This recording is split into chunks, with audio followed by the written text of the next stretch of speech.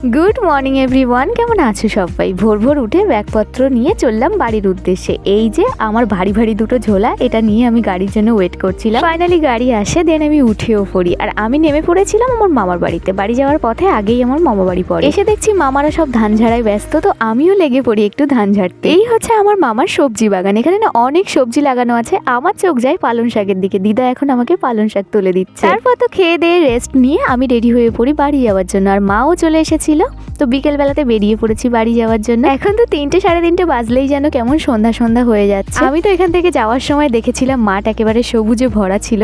এখন দেখো ধান পেকেও গেছে আর ধান সব কাটাও হয়ে গেছে। তো ফাইনালি আমি চলে এসেছি বাড়ি। ফ্রেশ হয়ে বসেছিলাম একটু টিফিন করতে। আর এদিকে আমার ঠাম্মিও চলে এসছে। আমার হাতে নেল পলিশ পরা দেখে ঠাম্মিরও ইচ্ছে হলো একটু নেল পলিশ পরা, তাই জন্য বসেছি নেল পলিশ পরাতে। আর এদিকে ঠাম্মি আমার মাথা থেকে পাকা চুল তুলছে। দেখো গাইস, আমি কেমন বুড়ি হয়ে গেছি। যাই হোক, এখন খাবো হচ্ছে মায়ের হাতের কষা কষা চিকেন।